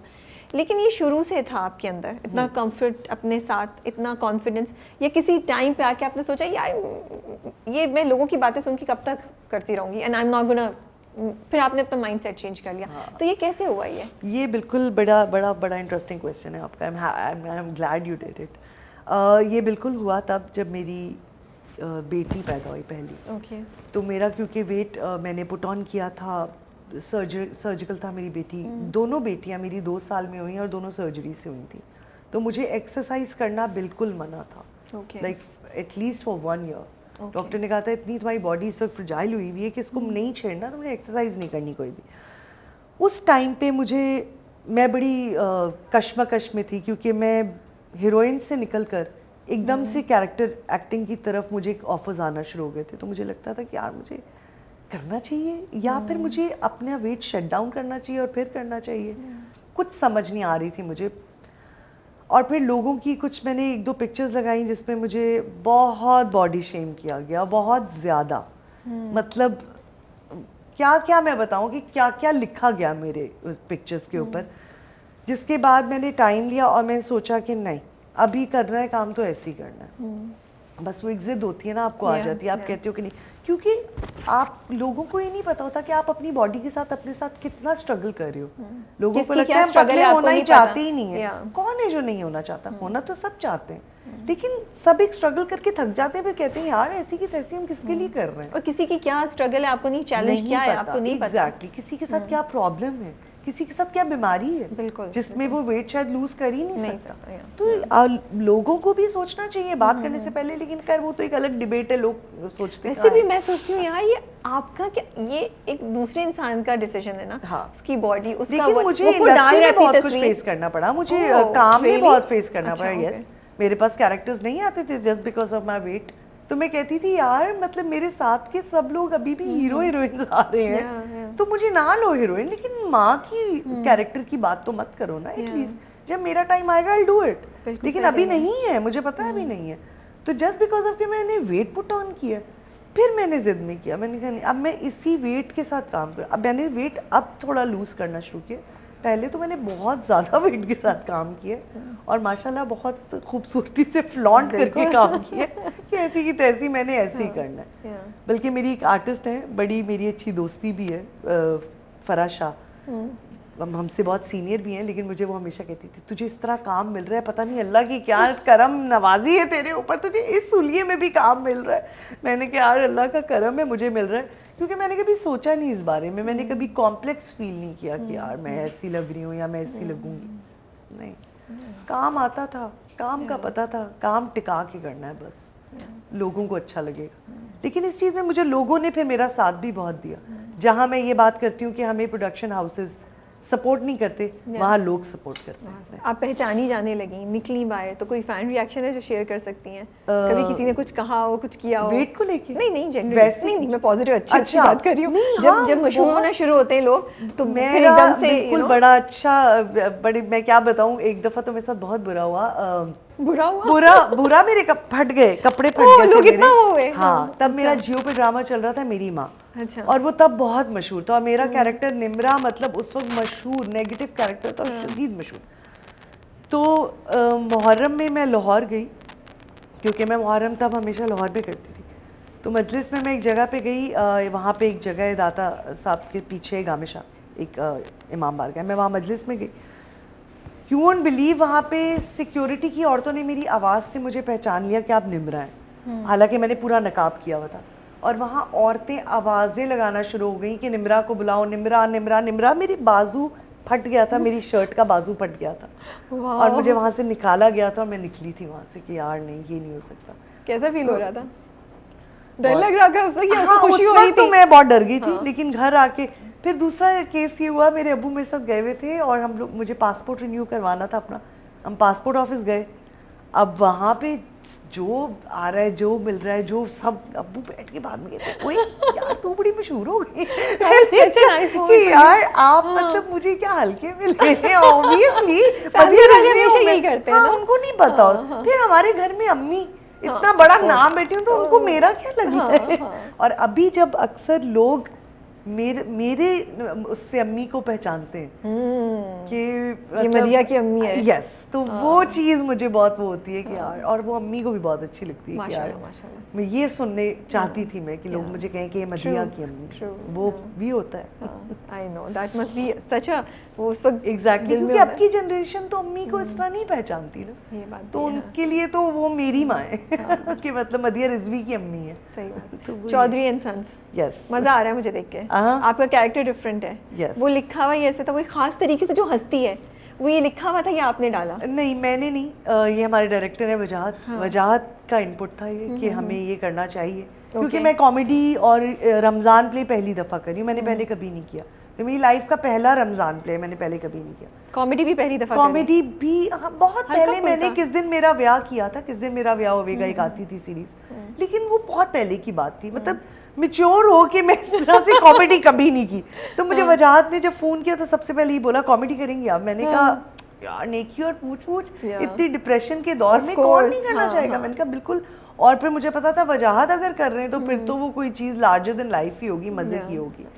खैर मैंने जब जाके स्क्रिप्ट सुना चीज़ें तो वो मुझे बहुत इंटरेस्टिंग लगा कैरेक्टर। जब हम सेट पे काम करते करते तीसरे चौथे दिन हमें ये हुआ कि यार, क्योंकि किसी चीज़ में मैं हंसती तो उसने कहा कि यार इसको ज़रा मेक इट मोर, इतना मजा आता है। पहली दफा मैंने कहा ये वाकई ऐसे हंस रही है, दूसरी दफा मैंने, और फिर सारे के सारे घर वाले, अच्छा आई लाइक इट कि एक तो आपकी हंसी है, फिर उन्होंने ये दिखाया कि सब लोग ना मुड़ के देखते ये गलत टाइम पे हंस रही है, तुम ये हंस रही हो। सो आई मुझे बड़ा मजा आ रहा है उस कैरेक्टर। अभी तो आगे आगे सीन्स आएंगे तो जरा और अनफोल्ड होंगी चीजें। अच्छा मुझे ये भी बड़े मजे का, दुपट्टा ना इधर साइड पे बांधती है, फिर अपनी जिठानी को ऐसे देख रही थी। अच्छा चक्कर क्या है, जिठानी के सामने उसकी आवाज क्यों नहीं निकलती है? नहीं निकलती है, वो भी निकलेगी आहिस्ता आहिस्ता। हाँ, क्योंकि वो निकलती है भाई, उन्होंने पूरे बर्तन लगवाए, नहीं बर्तन उठवाए और बोला उठा रही हो तो धो भी लेना और 2 कप चाय भी ले आना। अच्छा उसमें कुछ ये दिखाया है कि जैसे ये लोग बड़े फैमिली वैल्यूज वाले लोग हैं। हाँ, तो जिठानी काम नहीं करती, मुझे ये जिठानी नहीं करती, उनके नेल्स वगैरह नहीं देखे आपने? तो उन्होंने सास की पोजीशन ले ली है ना, actually because it seems like कि वो सारा काम मेरा ये दिखाया है कि हम लोग क्योंकि सारे फर्स्ट कजिन्स हैं, उस प्रोजेक्ट में भी हम सारे फर्स्ट कजिन्स हैं, तो वो एक होता है ना आप लिहाज और उसमें कि बड़ी हैं तो आप क्या कजन भी हैं तब तो कुछ वैसे नहीं बोल सकते। अब आप उनको तो नहीं कह सकते कि आके बर्तन धो और घर में मैं ही हूँ बस करने वाली।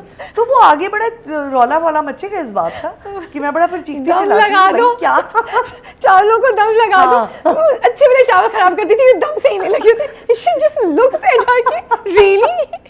मुझे बहुत अच्छा था जब वो आके वो कहती है कि चाची ने बड़े अच्छे पराठे बनाए, तो मैं कहती हूँ हाँ अंडा भी उबालना इन्होंने ही सिखाया मुझे, ये ले खा ले। तो वो छोटी छोटी चीजें, अभी तो आगे बड़े मजे मजे की सीक्वेंसेस और चीजें आएंगी, तो इट्स जस्ट अ स्टार्ट, अभी तो 4-5 एपिसोड आए। अच्छा वो इतनी पढ़ी लिखी है एंड वो पता नहीं कितने ग्रेड की ऑफिसर, 4वें ग्रेड की ऑफिसर है। हाँ, तो फिर उसने जॉब क्यों छोड़ दी है? वो छुड़वा दी है ना, क्योंकि वो चाहते थे कि घर में रहे और घर संभाले। तो मियाँ तो इतना वेट, वो भी इतना डिफरेंट टाइप का प्रोफेशन, तो मियाँ ने स्टैंड नहीं लिया? नहीं, मियाँ ने, क्योंकि ये लोग वो पंजाबी फैमिली सिस्टम वाले लोग हैं। मुझे पता है पंजाब में का भी एक सिस्टम है, जैसे हर शहर का अपना एक तरीका है, पंजाब का एक अपना सिस्टम है, वहाँ की एक अपनी रिवायात है। ओके, तो ये वो तो ये वो वाली चौधरी और वो गाँव के बिरादरी सिस्टम और चौधरी सिस्टम दिखाए हुए, जिनकी औरतें घरों में जरा काम वाम संभालती हैं। ये भी बड़ा काम होता है, घर का काम नहीं, बिल्कुल काम होता है, लेकिन मुझे बस ये हो रहा था बिकॉज़ वो 2-3 दफा बोल चुकी है कि अपने बेटे को बोलती है घर में, हाँ बहुत बड़ा चिताती है कि तुम्हारा बाप देखो ये है और तुम्हारी माँ ये थी और तुम्हारी एजुकेशन देखो तुम क्या कर रहे हो। अभी ये आगे अनफोल्ड होगा कि ये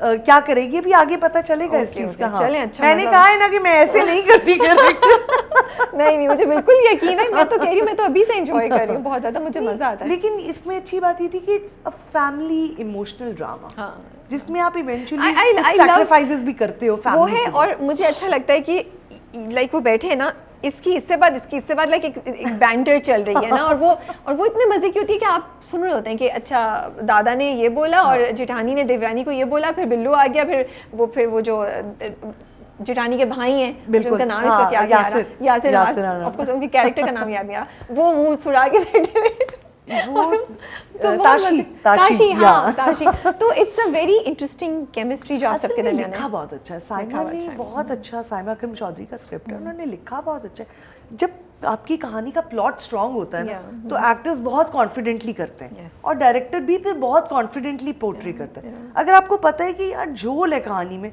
तो एक्टर कभी भी कॉन्फिडेंट नहीं हो सकता। तो हम सुकून में इसलिए थे कि हमें पता था एक तो साइमा अकरम चौधरी ने लिखा है, दूसरा वजाहत हुसैन डायरेक्टर है, तो इन दो लोगों की हेडेक है। और ये वो लोग हैं, वजाहत तो खैर वो है जो पूरी हेडेक लेता है, मतलब वजाहत माशाल्लाह मैं क्या बोलूं, लेकिन उसको एक एक कॉन्टिन्यूटी याद होती है। But that's the beauty of it, that's good ना। मुझे बहुत सॉरी टू से अपॉलजीज बहुत चिढ़ होती है कि इस वाले उसमें बाल इतने थे तो अगले में बाल लंबे हो गए। हम जाने देते हैं बहुत दफा भी, लेकिन सी बिकॉज आप एक कैरेक्टर के साथ अटैच हो जाते हैं। बिल्कुल। और अब जो कैरेक्टर्स बन रहे हैं, जैसे आपका है, आप लोगों के ड्रामे की बात हो, हर कैरेक्टर को इतना डिफाइन किया हुआ है साइमा जी ने, हर किसी की क्वालिटीज हैं। बिल्कुल। तो फिर आपको होता है कि यार हम इस कैरेक्टर से ये एक्सपेक्ट करें, हमें वो ही देखना है। बिल्कुल। I don't want to see anything जो मुझे मेरी परसेप्शन को डिस्टर्ब करेगा। और फिर ये होता है कि आप जो जब आपका प्रोजेक्ट ऑन एयर होता है, जो आप इंट्रो दे देते हैं कैरेक्टराइजेशंस का, हर किसी का कैरेक्टर का, तो लोगों के दिमाग में बस वो बैठ जाता है। हाँ। उसके बाद वो कोई चेंज नहीं एक्सेप्ट कर सकते उसके साथ। सही बात। अब हमें पता है ताशी क्यों नाराज होता है, ताशी का मुंह क्यों बना, हमें पता है जेठानी क्यों बोलेंगी, आप क्यों बोलेंगी। तो इट्स नाइस। आपने काफ़ी माशाल्लाह लोगों के साथ काम किया हुआ है। मैं 2-3 लोगों के नाम लूँगी, आप अगर जल्दी से बता दें आपको क्या कोई इंटरेस्टिंग किस्सा क्या अच्छा लगा। जैसे इमरान अशरफ के साथ। Imran Ashraf is like a family for me. मैंने अपनी काम किया हुआ है इमरान अशरफ के साथ 8 साल पहले भी प्रोजेक्ट किया हुआ है, तो इमरान फन है, शुगल है, मतलब दिल की हर बात इमरान सुनाए उनका। कोई इंटरेस्टिंग किस्सा याद है आपको? यार इंटरेस्टिंग किस्से तो उसके इतने कोई मजे की बात। अभी स्टेट पे क्या करते रहते हैं वो बोलता रहता है, बहुत बोलता है इमरान। सबको पता है वैसे इस बात का, लेकिन पब्लिक को नहीं पता, लेकिन चलो कोई बात नहीं। लेकिन इमरान बहुत बोलता है। इमरान की ये खासियत है कि वो आप यूं बैठे होंगे, वो आपको एकदम यूं कर देगा और फिर यूं कर देगा, क्योंकि आपको सुनना भी है उसको जब वो बोल रहा है। तो और अगर आप ना सुन रहे हो तो क्या कुछ कहेंगे? नहीं, फिर वो एड्रेस कराएगा आपसे कि सुने ना, सुने ना। हाँ भाई, वो ये है उसका, बच्चों वाला बिहेवियर है उसका सेट पे।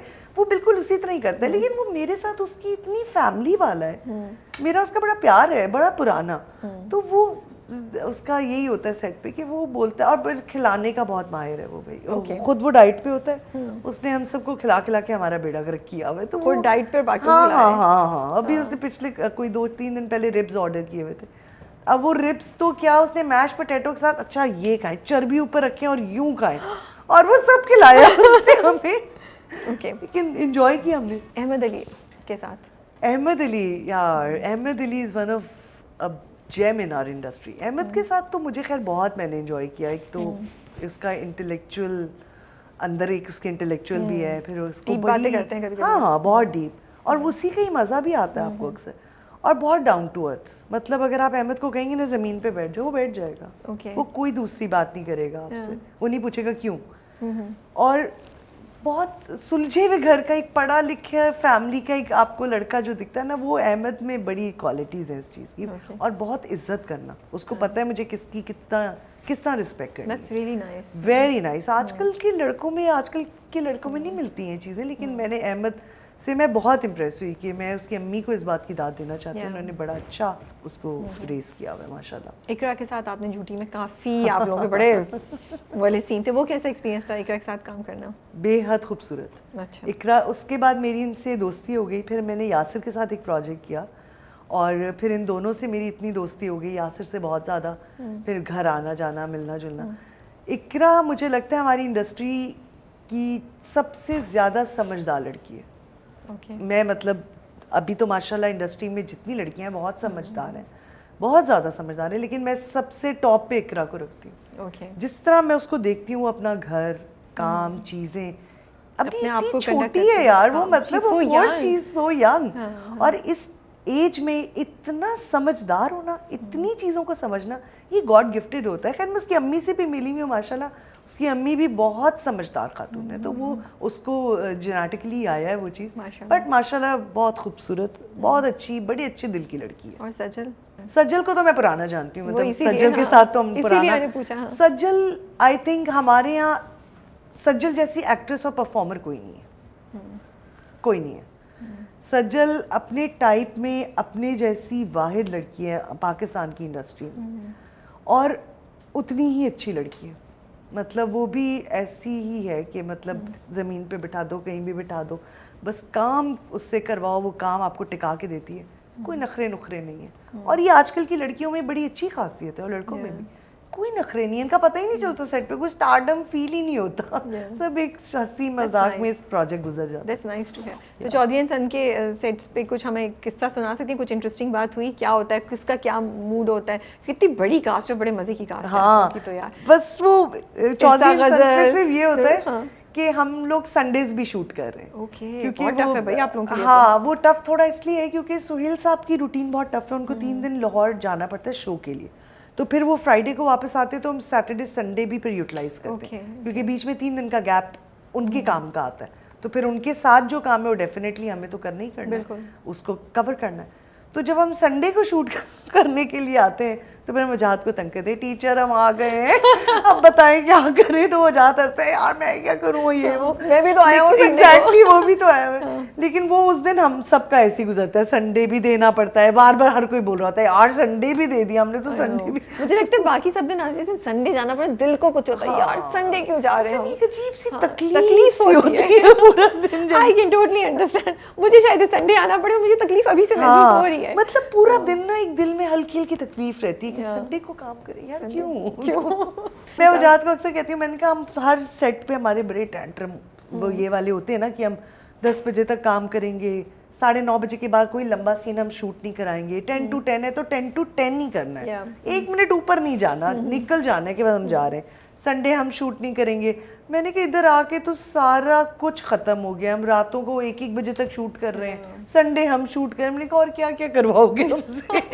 बट अच्छा है ना, हमें इतने मजे का ड्रामा देखने को मिल रहा है, thanks to all of this. 5 episode यूं गुजर गए और ये करने में हमने 1.5 महीना लगा दिया था, तो बड़ी मेहनत होती है इस काम के पीछे। Thank you so much for your time मदिया, thank you, बहुत अच्छा लगा आपसे बात करके, बड़ा मजा आया, एंड बड़े अरसे से ये ड्यू था हमारी गपशप। नहीं, प्लेजर इज ऑल माइन, और मुझे बहुत खुशी हुई आपके साथ ये इंटरव्यू करके, यहाँ आके सब की आपकी टीम से मिलके बहुत अच्छा लगा। इंशाल्लाह all the best for next. We will इसके अलावा कोई है स्क्रिप्ट जिस पे आप काम करिए या अभी ब्रेक लेंगी? तो है, हम टीवी का एक प्रोजेक्ट है, उस पे मैं कर रही हूँ, लेट्स सी कि हमारा कितना बैठता है बात। नहीं we love to see you, because मुझे लगता है जब भी आप आती हैं तो मुझे लगता है अभी 7 स्काई का जियो का एक और प्रोजेक्ट है, बल्कि मैं 2 और कर रही हूँ, तो वो ईद के बाद एग्जैक्टली। चलिए अच्छी बात है, हम देखते रहेंगे, आपको देखते रहेंगे। हाँ, तो we wish you all the best, thank you, and इंशाल्लाह फिर मुलाकात होती है किसी और ड्रामे, किसी और कैरेक्टर के। इंशाल्लाह, थैंक यू, सी यू, अल्लाह हाफिज़।